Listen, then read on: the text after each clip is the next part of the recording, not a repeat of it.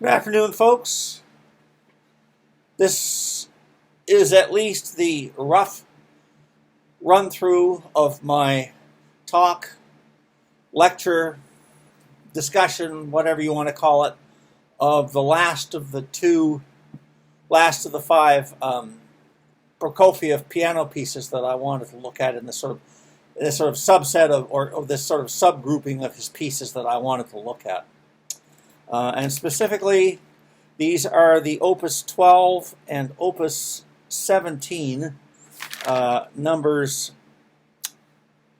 8 and 3, respectively, of the piano pieces.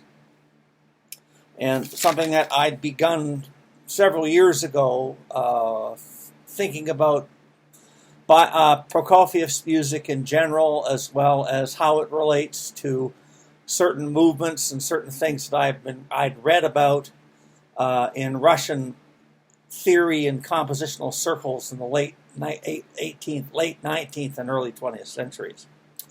And as I said before, and these have to do with the Opus 15, number 8, and Opus 12. Opus 12, number 8, and number 17, number 3 of his pieces. And I wanted to sort of present to you what I think are kind of interesting aspects of these pieces. And specifically what I want to talk a little bit, there's sort of four things.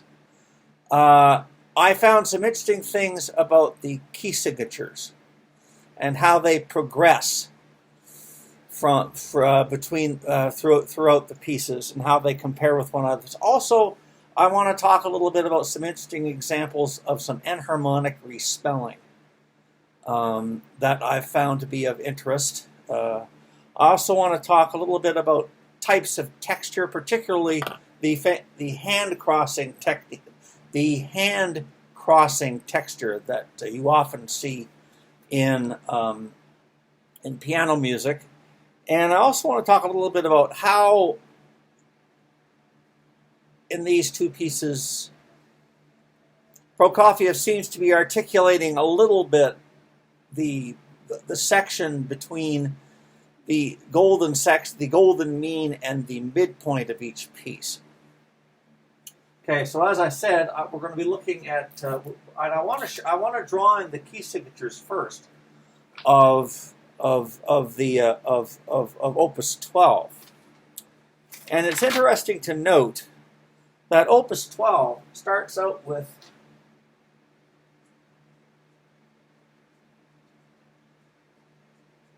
a signature of 3 sharps, and then shortly afterwards, and then moves to a signature of 5 flats.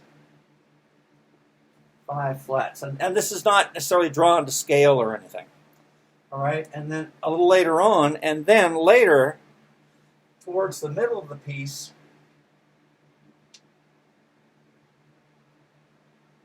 that signature is canceled, so you have essentially basically a C major kind of, a kind of C major looking passage, but it's not in C major.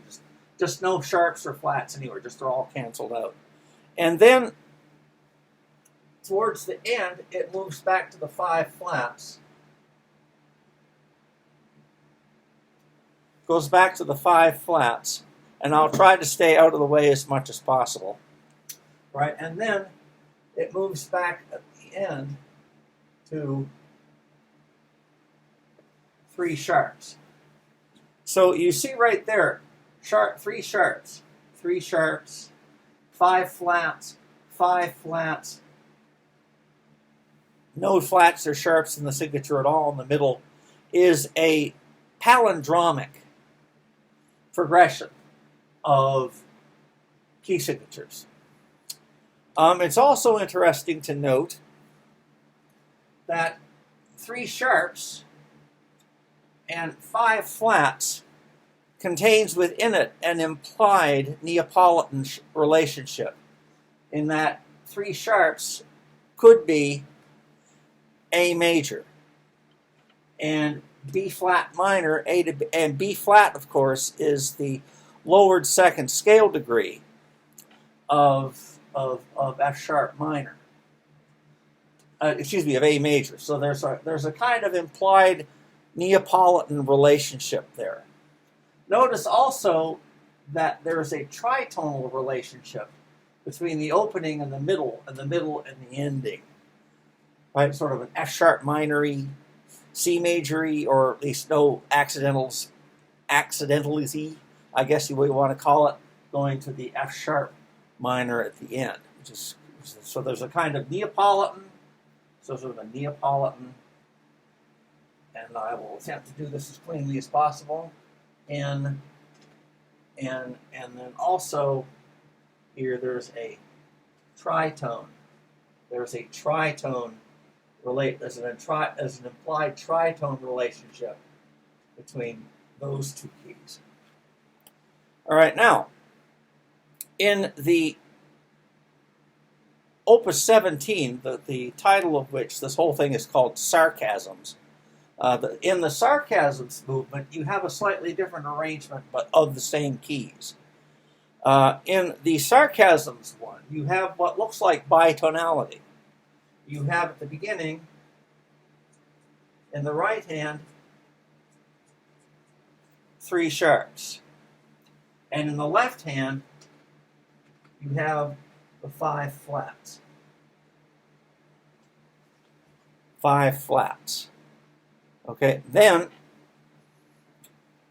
towards the middle of the piece or so, you have both of those are canceled out by either 3 naturals or 5 naturals, depending on what hand you're looking at. And again, I'm not doing this for absolute symmetrical numerical accuracy. We are, after all, dealing with the beautiful downtown Bowlby and the It's Not Hollywood Studios approach to this. Okay, nevertheless, it's factual. All right, and then at the end of the piece, the 3 sharps over 5 flats conglomeration, we'll call it, returns. Okay, now, then towards the sort of in here, you have something different. You get this kind of thing. You have, after this, you have a short section where this 3 sharps and 5 flats piling up of returns. And then a very, very, very short section in which the key signatures go, or the signatures go from 1 flat to 3 sharps, and then it returns back to this thing, back to the 3 sharps and 5 flats, and it moves to the end. So that again is also a kind of implied palindromic kind of progression, and you see that there are 2 levels, if you'd like to think of it this way, of palindromicism, shall we say? How's that for a word for you? Because you've got this thing, and the 3 sharps, 5 flats at the beginning, 3 sharps, 5 flats at the end, and then in the right in the center, you have the all naturals. So there's a kind of palindromic, an implied palindromic structure going on here in the keys from end to end, but also in here, in this little thing, in this little section where you have quick changes to the 3 sharps, 5 flats, to 1 flat, 3 sharps, and then 3 sharps and 5 flats. This kind of thing also implies a bit of a smaller kind of palindromicism, shall we say. And once again, you'll notice that we have those Neapolitan relationships, 3 sharps to 5 flats. In other words, a possible, or what that could imply is A major, B flat minor. A major, B flat minor. But it's also interesting to note that this 1 flat and 3 sharps also contains within it an implied, at least, Neapolitan relationship. In other words, F major and F sharp or G flat, right? That also is a kind of implied Neapolitan relationship going on here. So I thought that was sort of interesting and worth pointing out. And also that it's, notice that, and this is opus 12, this is opus 12, and this is opus 17. Opus 17. So that progression, which we'll talk about later, is also very important. Now, the next thing I want to talk a little bit about is enharmonicism. And what I think are really sort of interesting ways in places. And by the way, for the actual key signatures where they change, there are in Opus 12 there are key changes in Opus 29, not Opus 29, but measure 29, measure 42, measure 65, and measure 75 is where you'll find these in the score.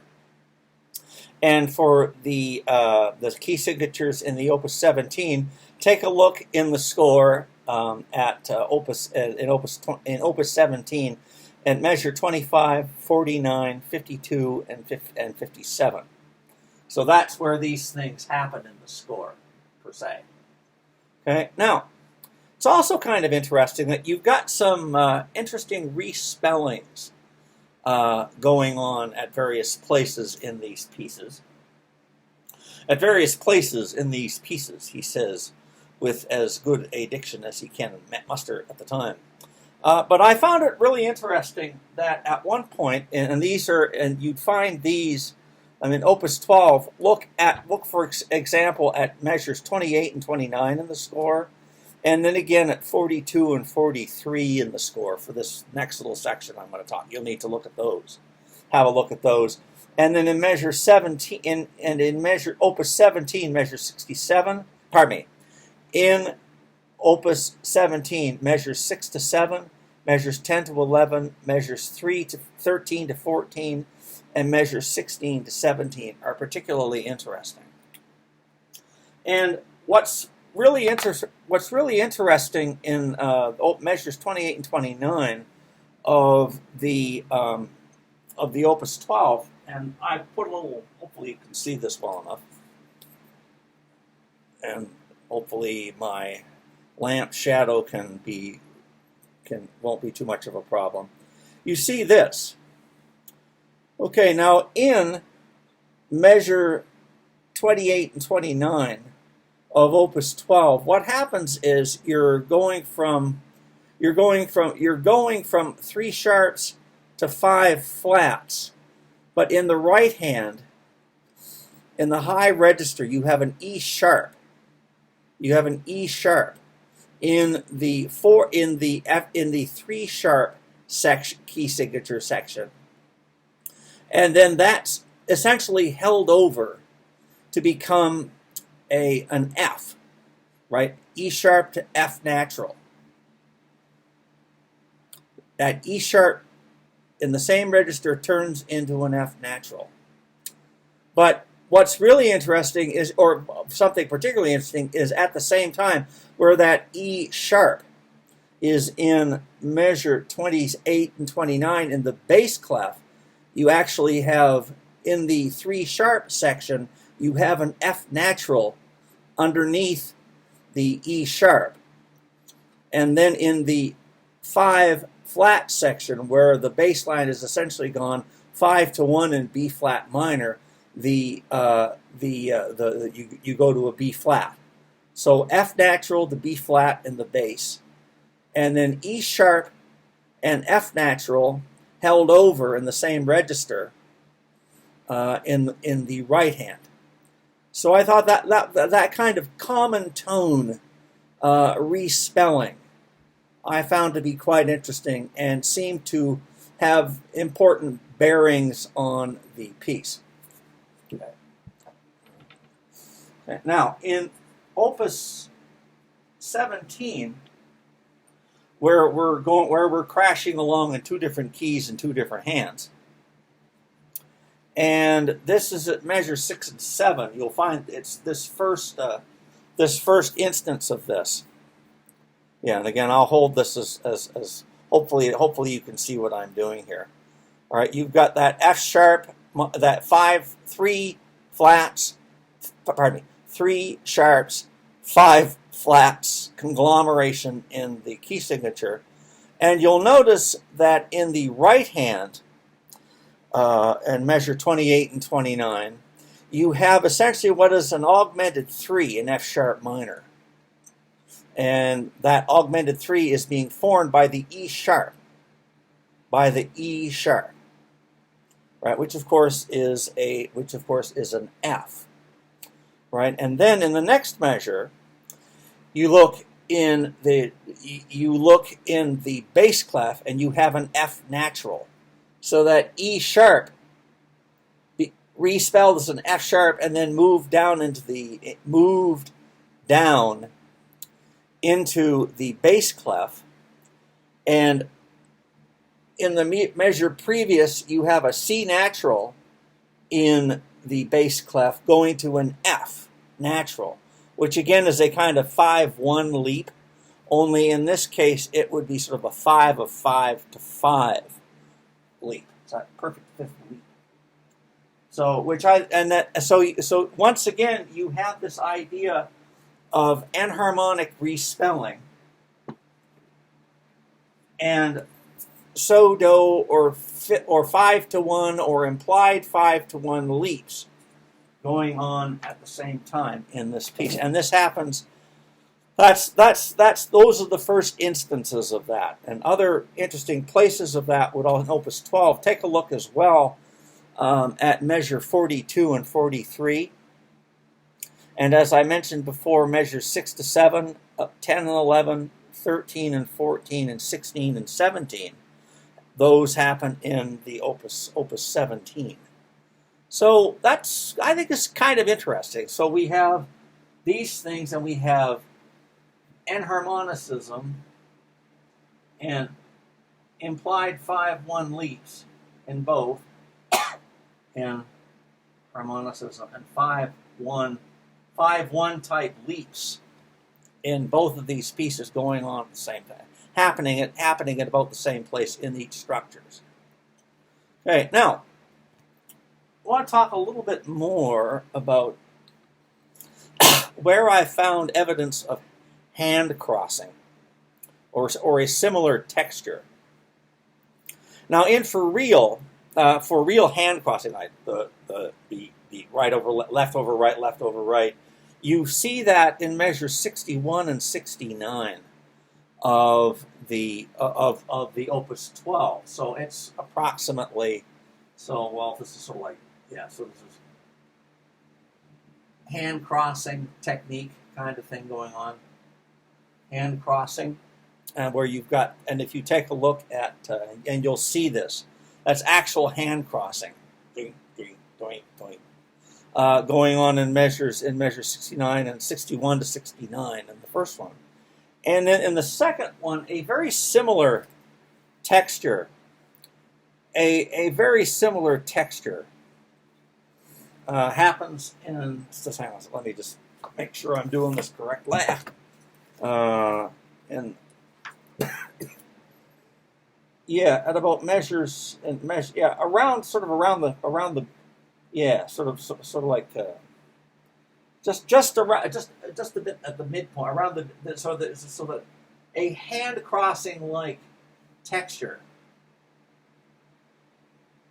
And I'm not a pianist, but I kind of get the feeling that the pianist would not actually cross hands at that particular place. And if what I saw in the performance videos that I looked at are correct, then there is no actual hand crossing, but you've got in both hands you've got this slow note, this descending slow note in slow note, descending scale in quarters in the very top voice with the stem pointed up, and then faster notes underneath with either the notes that are in the left-handy type things. My thing keeps turning off, which is why I'm going over like this a lot. So both of those things have those. Then, so both of those textures are important, and so that sort of common feature also in these two pieces. So, which I thought was kind of interesting. Now, and the other thing, and also, it kind of looks like to me that there is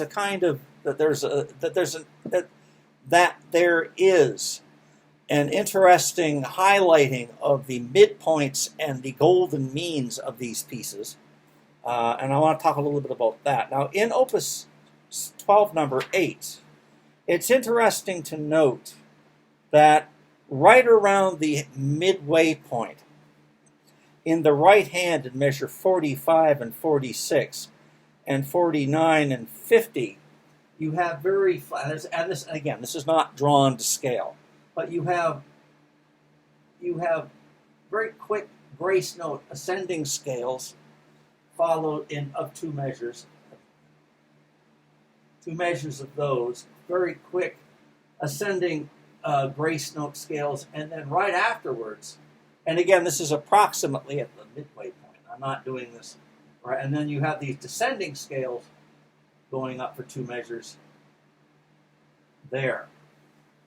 So, and that's sort of right at the, and in fact, those things are split right at the half point. So the first half features these ascending scales in grace notes, and the second half features these descending scales in grace notes going up and down. So right about the halfway point, which I thought was rather interesting. And then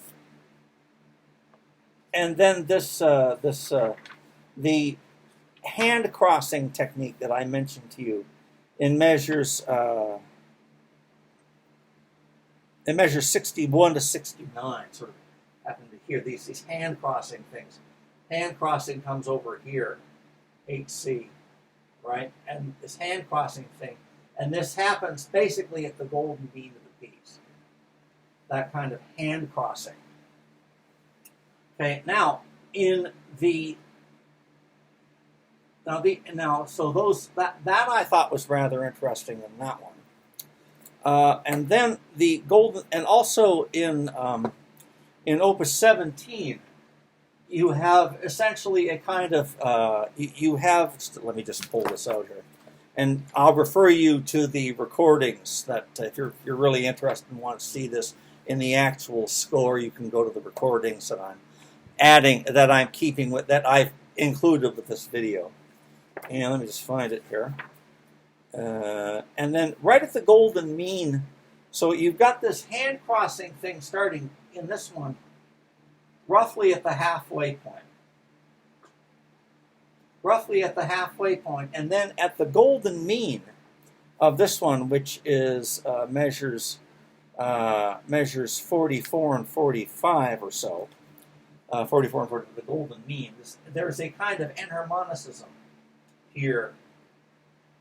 There's a little bit of enharmonicism in the left hand, where you've got where it goes in the left hand with the eighth notes, with the tails go up. It goes in measure 43, F sharp, A sharp, D sharp, A sharp, and then those get turned in the next measure into G flat, B flat, E flat, B flat. So there's a kind of enharmonic spelling happening about here, okay, and the golden mean. So I thought those were sort of interesting. Commonalities between these. And got me to thinking about, well, and this is partly one of the reasons why I started talking about these particular sets, this set of shorter piano works by Prokofiev in general. But what's really interesting is that this one and this one were basically being written at about the same time. Because, and as a quick bit of chronology here that's important, is that, as I've said before, the three other pieces that I put videos up on show some very interesting commonalities between them, even though the composition of the Opus 4, Opus 62, and Opus 65, there was a significant stretch of time between those three pieces. But these two were written, and those other three have certain, like, Neapolitans and golden means and augmented sixth chords, etc., etc. Those are reused material, and I'm not saying quoted, but re-quoted by reusing those devices in those three pieces. Okay, so, but there's a chronology and a year of creative overlap between the Opus 12 and Opus 17. In 1902, Prokofiev's parents looked to get him piano lessons and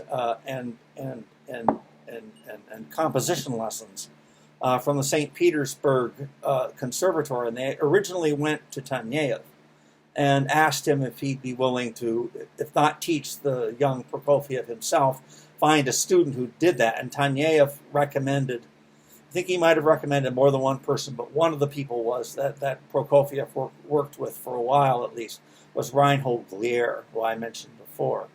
And between 1902 and 1906, he was taking lessons, composition and piano lessons, and also starting to write basically individual short piano pieces that could eventually possibly get put together as suites. Okay, and then, as I said before, the first one of those that we looked at was the Opus 4 number. Opus 4. Yeah, the Opus. Excuse me, the Opus 3. The Opus 3 four pieces, which ended with the Phantom. Opus 3, right, and then. Later he wrote, and then later on and then after that, these two pieces got written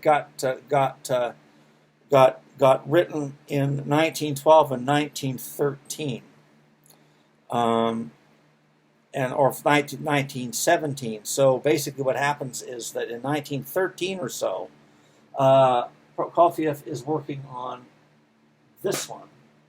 And then very shortly thereafter, like within 6 months or so, he was working on this set, and that's the writing, and the Opus 17 was completed in 1912 and 1914, and then, as I mentioned before, in the 1930s, the Opus 62 and 65. So we have. Basically, what you've got is in 1906 or so, separated by a period of approximately 20-30 years, we have material very similar showing up again in Opus 62 and 65. But also, in a very short period of time, like within a year of one another, these two pieces get written. And as you can see, and as you look furthermore at the score, you'll notice that there are some really quite interesting similarities between these two pieces, the Opus 12 and Opus 17. So this is kind of interesting. But I want to conclude a little bit with this last bit. So, and this is sort of an interesting it's sort of an interesting blurb. Let me see if I can find it. Page 122 of my notes. Page 122. There's a quote that I found that I got off of YouTube, one of the videos that I looked at for these pieces, which apparently is by Prokofiev himself, and it has to do with the idea of sarcasm and what sarcasms are. And if you think about what sarcasms are, you can think of them as a kind of, and this is, I don't mean to use the value judgments here, but they're a kind of exaggerated mimicry or an exaggerated imitation or amplification of amplification of something, or say for perhaps like the way some person, I don't know, someone might do that occasionally, and someone mocking them sarcastically would do the same thing back. And again, I don't mean to be, that's the kind of what sarcasm is. It's a kind of exaggerated imitation or mimicry. And the quote runs like this, quote, sometimes we laugh cruelly at someone, but when we take a closer look, we see how pitiful and unhappy the chosen one we laughed at is, so that we start to feel uncomfortable. So, and what I want to focus on this is taking a closer look. Is to take a closer look at something and see, perhaps, and again, I can't prove this. You can't exactly call the guy up and say, "Yo, Serge, buddy, is that what you did?" Because the guy's long dead, and that kind of thing is impossible. But by taking a closer look, you could see how maybe Prokofiev had this one on his had this one on his writing desk. What else could I do with this? Maybe pile those on top of one another. Maybe really do something with this enharmonic respelling kind of thing, and this hand crossing texture, right? Hand crossing and something important around the golden mean of the piece.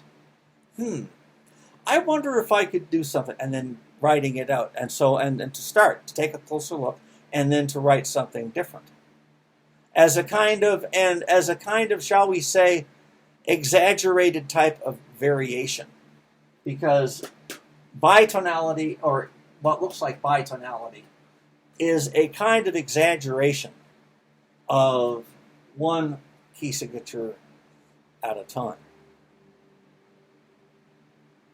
Okay, so that's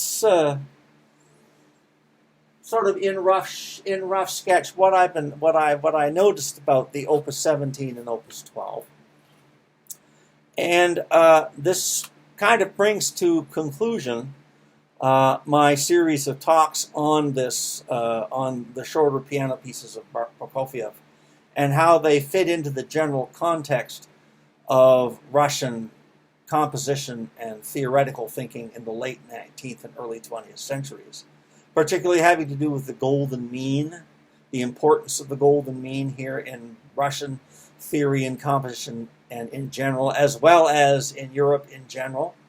So this was also happening in Russia, or in Europe at the same time. But have a look at the pieces. I've given you scores to look at and a recording to look at, and take a look and see for yourself what you think. I think that there can be a fairly strong case for there being not only a long-range reuse of material, but also a short-term range, or short-range period, the short-range kind of reuse of material, which I think is just absolutely fun. It's something that I've been fascinated with since graduate and postgrad work, and I find it to be really cool, interesting stuff. There's that word again.